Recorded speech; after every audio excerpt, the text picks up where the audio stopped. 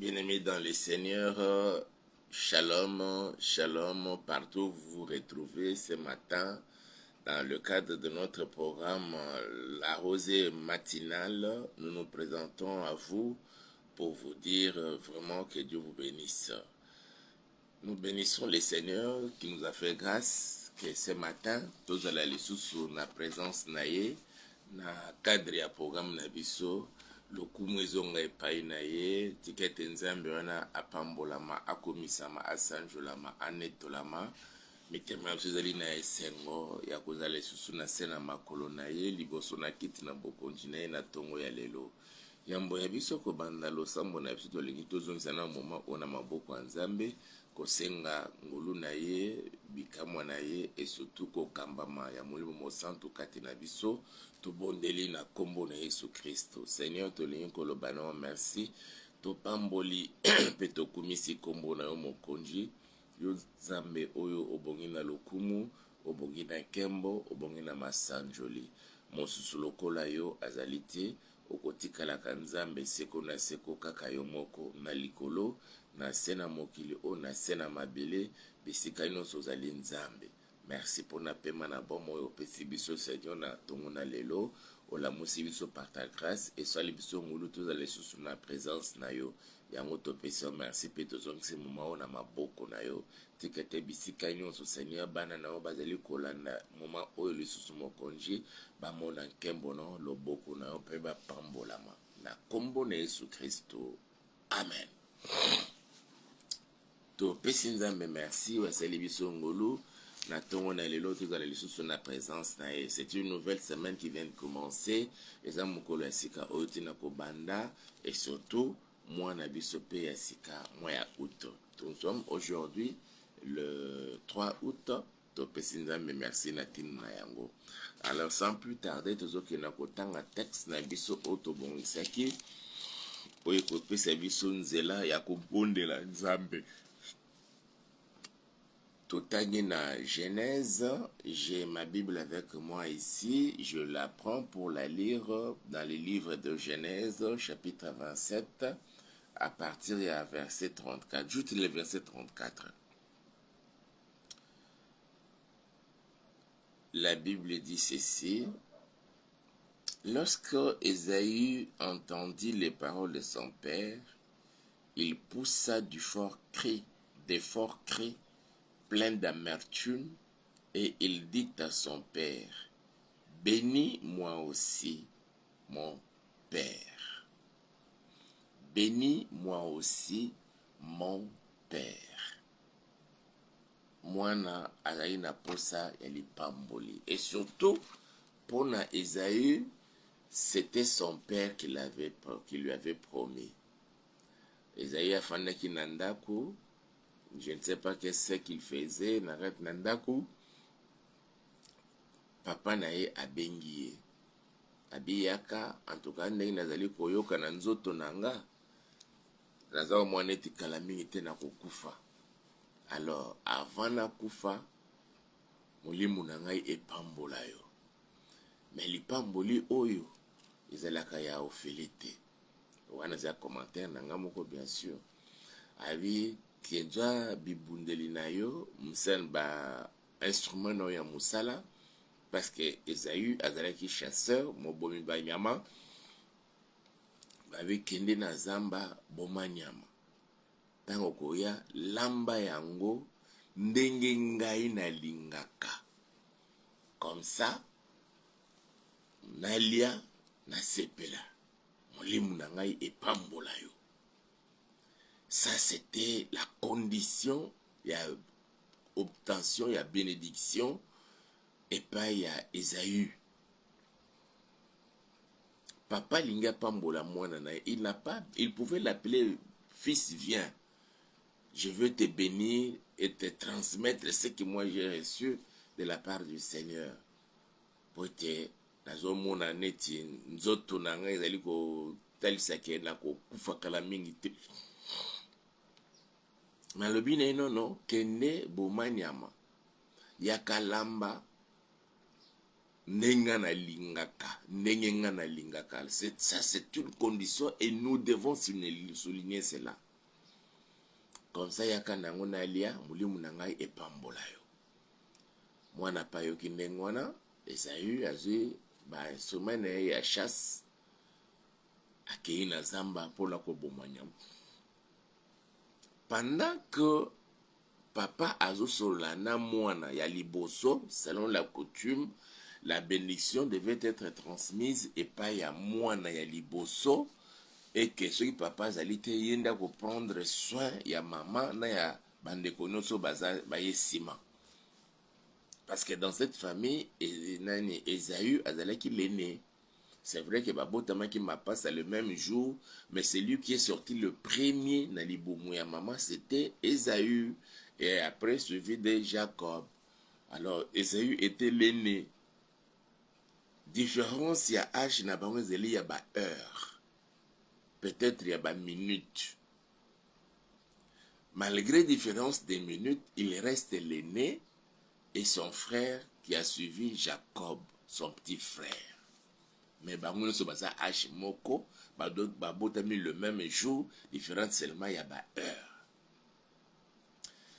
Nzoka mama oyo avant tant plutôt na zemi nzambe asolola kana ye. Abande ko yoka mo metungisi na libumu. Abi qu'est-ce que j'entends là? Na kati na libumu nanga. Akende exko ko sambela nzambe, nzamba le bien été. Na kati na libumu na y a des mystères. Il y a deux peuples, il y a deux nations. Le plus petit sera le plus grand. Le plus petit sera le plus puissant par rapport à son frère l'aîné. Et cette maman a gardé cette prophétie-là, cette promesse de l'Éternel. Maman, yeba ko garder ba promesse ya nzambe nzamba zolo bana likolo na bana na yo. Mon frère, ma soeur, yambo ya yo kubota manasina mokili o ezana makambo nzamba abongisana ba promesse nzambe a boloba o eza lié na ko élévation na yo na bénédiction na yo o eza lié na vie na yo na sena mokili oyo. Nazali ko benga ba promesse ya nzambe nyonso to o elalaki pongi o peut-être oyebaki yango te elata nzoto na kati na bomoi na yo kobanda na tongo ya lelo na lendi ya lelo na semaine oyo na mois ya août oyo ba promesse ya nzambe oyo jusque là non ekokisami te na kati na bomoi na yo. Tu as déjà atteint un certain âge. Comment déjà peut mwana na nzambe peut-être vous allez peut mosali na nzambe mais ba promesse wana no ekokisami te nazo benga vie ekota na kati na ba promesse ya nzambe et que obanda ko vivre ngo ko banda na tongo ya lelo na kombo na Yesu Kristo.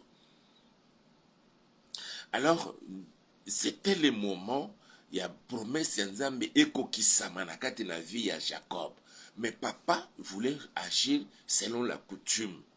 La révélation, c'était la maman qui la détenait.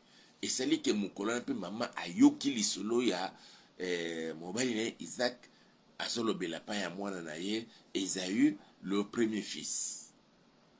Mais maman n'a pas voulu que mitika nengwana, ayebisi pe mobile pete ke, nenza malobaki nanga, eza nengwana te, zwa mwana o Jacob yene mutofozo lipambolo wana. Ça allait aussi créer quelque chose, mais elle a gardé secret, a bengi tout simplement mwana na ye Jacob, abiyaka Jacob. Na oti koyoka papa na yoko na obeta lisolo, azoyebisa ndeko na yo Esaü, akende koboma nyama na zamba aya alamba comme ça mapa alia apambola avant akufa. Mais bénédiction wana eza ya yo yaka baluka na simanda kanga meme moko boma ngana kolamba yango ndenge papa na alingaka. Cette précision là est très capitale. Ne papa na alingaka comme ça okende kopesa ye alia molimu na ye epambola yo avant kufa. Tout père, tout parent a une bénédiction à transmettre à ses enfants avant la mort. Papa, maman, ne mourrez pas, ne quittez pas cette terre sans avoir transmis la bénédiction à vos enfants. Sangisa mana na yo, s'entend que ozoyoka pendana nikolobatek ngana ko vivre longtemps, mais tu peux déjà transmettre la bénédiction, cette bénédiction là à tes enfants. Pambada ko pambola kabana na yo. Si en Israël, il y avait cette habitude-là, c'est vrai que chez nous, il n'y en a pas.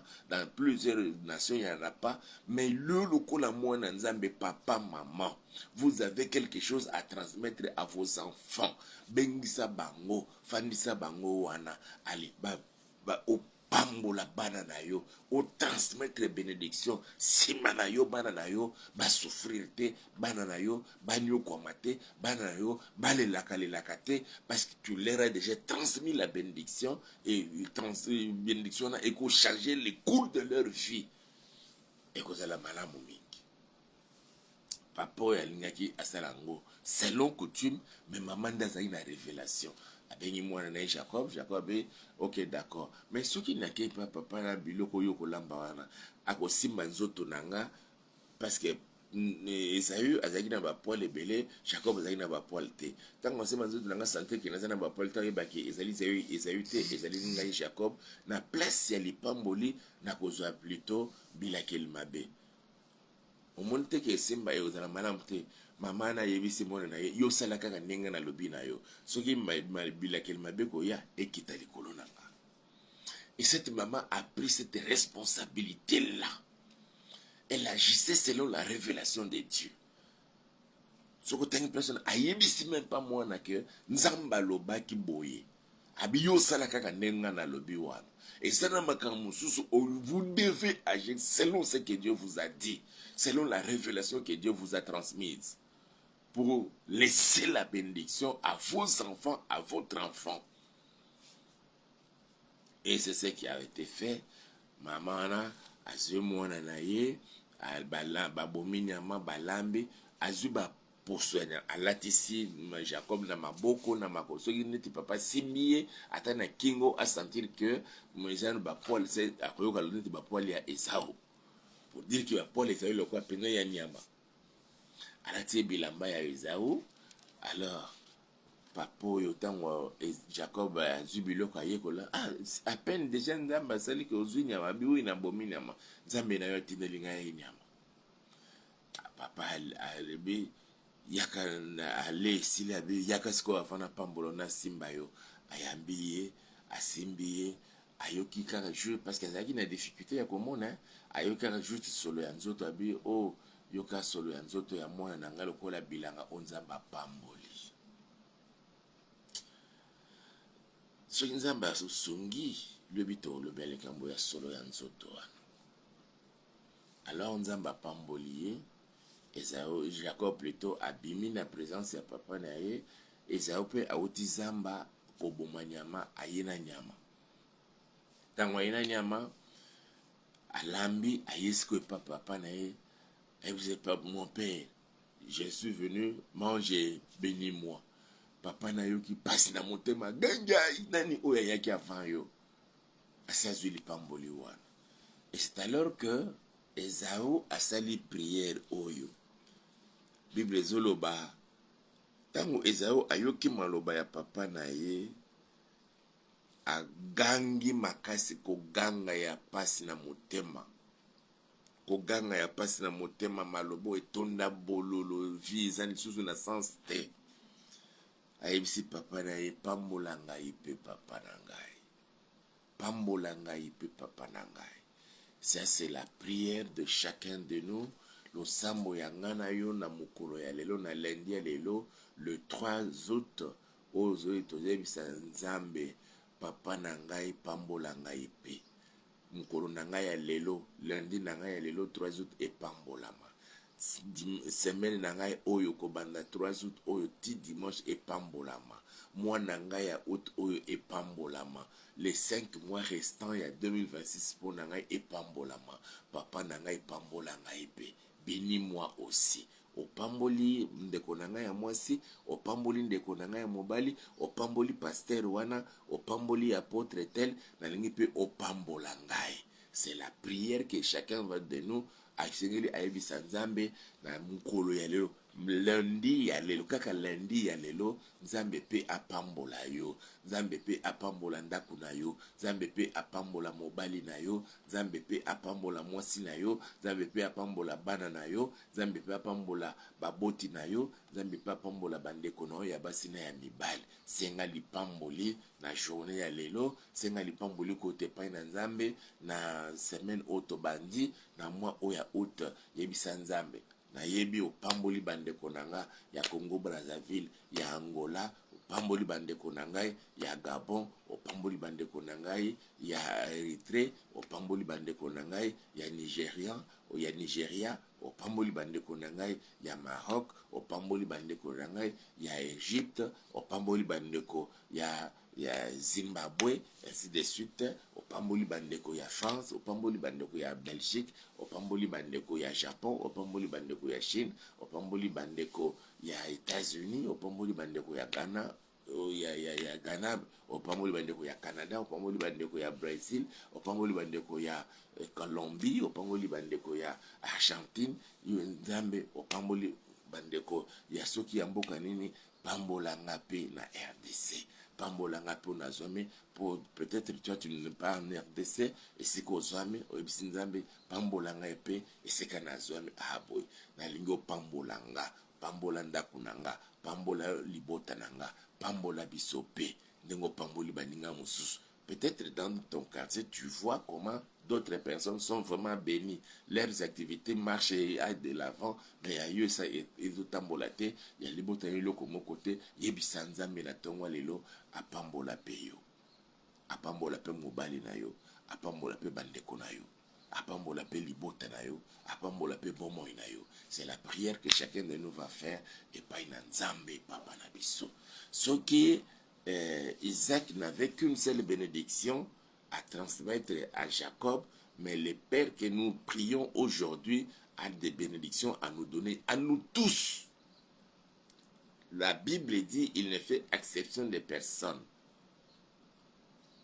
Le corps azali ko pona te, et ça l'exception de personne te, il peut aussi te bénir, il peut pambola nga na journée ya lelo, na semaine haute koti, na mois oya août, les 5 mois de restant ya mois ya année 2026. Voilà pourquoi totomboli mingongo na biso, to bonde le pain na nzambe na to pesi na no merci et puis to sengi mapamboli na biso, to bondeli na kombo na Yesu Kristo.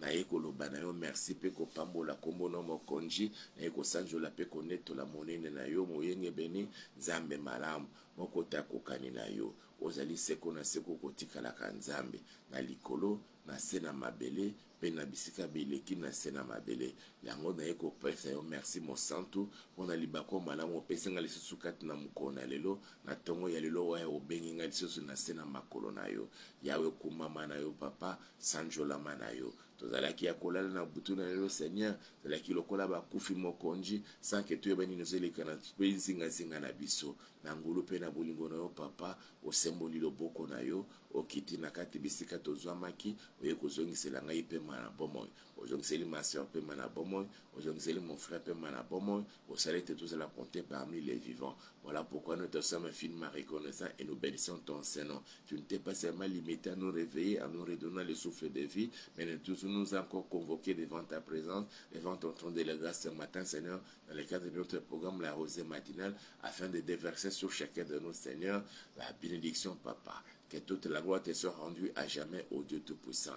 Je bénis ton Saint-Nom, Seigneur, pour cette grâce que tu as accordée à ma soeur, que tu as accordée à mon frère, que tu as accordée à ma maman, que tu as accordée à mon papa, que tu as accordée à cette famille, que tu as accordée à ton peuple réuni dans cette maison et qui se sont présentés, Seigneur, dans notre programme de séjour. Que toute la gloire te soit rendue à jamais, toi qui es digne de recevoir l'honneur, la gloire, la puissance, les trônes, les pouvoirs, d'éternité en éternité, tu en es digne.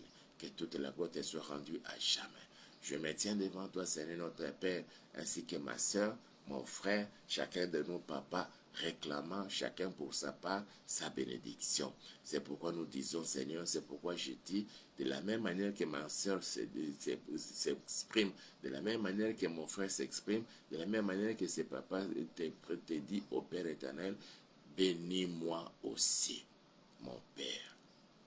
Bénis-moi aussi, mon Père. Entends les cris du cœur de ton peuple. Entends les cris du cœur de ma soeur, de mon frère. Exauce la prière que nous t'adressons en ces jours, en ces peu de mots.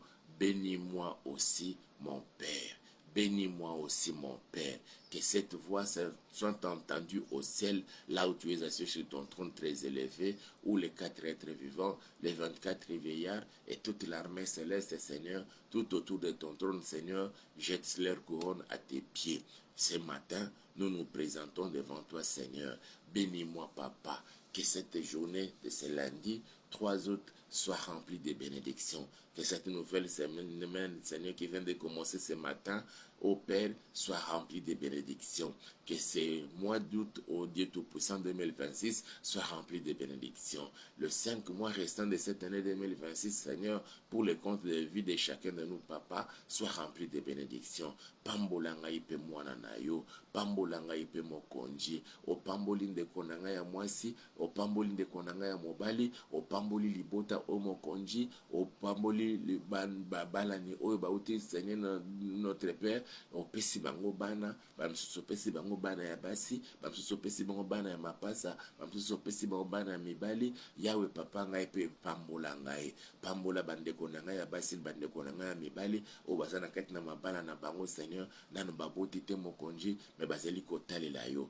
Pambola bandeko na ngai mokonji, ezana ba o bazwaki misala na mbula oyo, kobanda mois ya janvier, ti tant tokomi na mois ya juillet, banzana ba mosusu Seigneur oyo, biso tozangi misala, pambola biso mokonji, opesa biso misala, opambola misala ya bana na o Seigneur, ba o bazwaki misala Seigneur, misala na bango epambolama. Ezana ba o mokonji, bazali ko débrouiller na kati na ba commerce na bango, ba mosusu ba commerce ali ko permettre bango pona ba voyager, opambola ba voyage ya biso bana na yo Papa, pambola pe biso, pambola ngai mwana na yo, pambola ngai papa na ngai, na ye liboso na mokonji, yoka losambo ya ndeko na ngai ya mwasi, yoka losambo ya ndeko na ngai ya mobali, yoka losambo ya basali na yo Seigneur, moko na moko Papa zali kolela na se na ngolu na ngambo na ye, eza na ba o mokonji, bazali ko bunda po ete mosala na yo etelema ekende liboso, makambo ezali kopesa malonga te mokonji, yoka losambo ya moko na moko toye liboso na yo,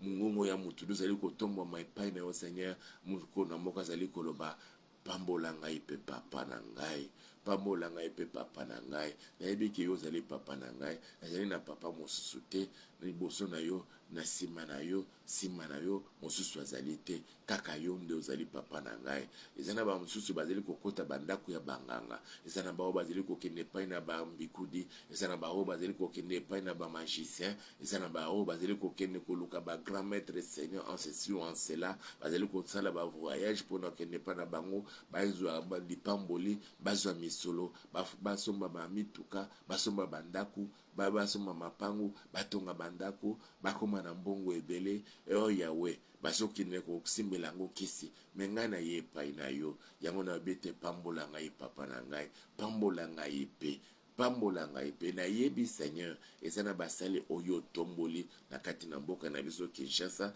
na RDC, na Afrique, na mokili Seigneur, o bazali kosalela yo comme jamais auparavant, opamboli bango, opesi bango ba église ya minene, etondisami na batu, bazwi ngolu Seigneur ya kosalela yo, ngapi na ye lokola mosali na yo, pambola ngai pe papa na ngai, pambola ngai pe mokonzi na bikamwa, nalingi pe nasala lokola bamosusu bazali kosala me na ngolu oyo opesi ngai, pambola ngai mokonzi na nguya nyonso tu.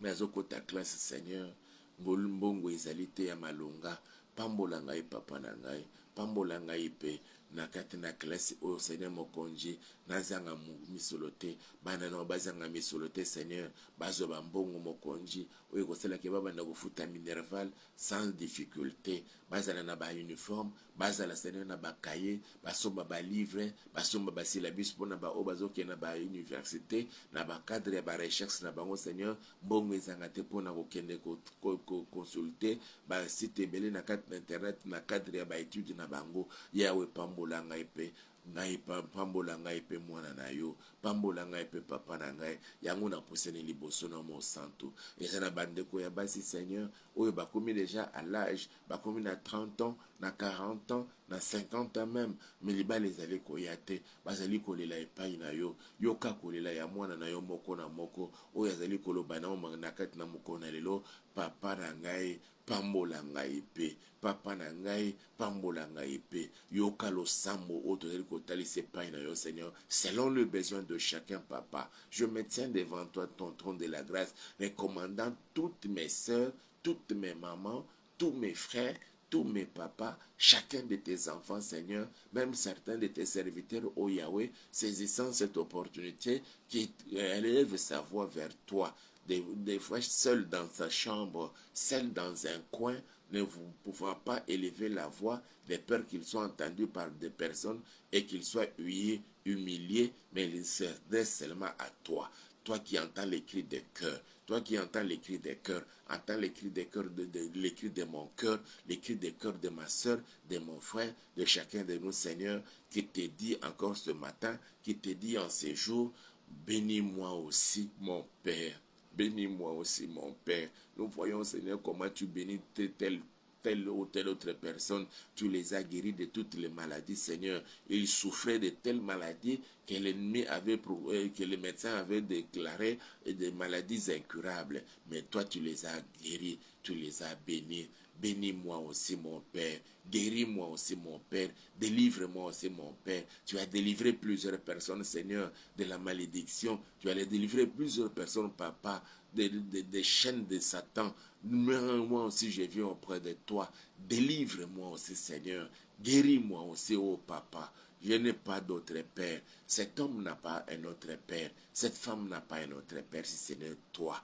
C'est pourquoi, Seigneur, nous nous sommes permis ce matin de nous rapprocher de toi. Topusani liboso na yo, tusani sika mususu ya kokende te mokonji, tusani sika mususu ya kokimela te soki epai na yo te Yahweh, yango na ye epai na yo papa na ngai, yo pambola ngai pe papa na ngai, pambola ngai pe mokonji, yo ndo ozali papa na ngai, yo ndo ozali mokonji na ngai, yo ndo ozali mo santu, yo ndo ozali moyenge beni, yo nzambe nga na ndimela, ozali na bomoi, ofandi na kiti na bokonji non papa, ne reste pas indifférent au cri de mon cœur, ne reste pas indifférent au cri du cœur de ton peuple, de ma sœur et de mon frère qui s'approche de toi, Seigneur, ces jours. Oh Yahweh, exauce la prière. Si Ésaü est sorti de la présence de son père sans bénédiction, mais que nous, en ce jour, Seigneur, ne sortons de ta présence sans bénédiction, nous voulons sortir avec des bénédictions.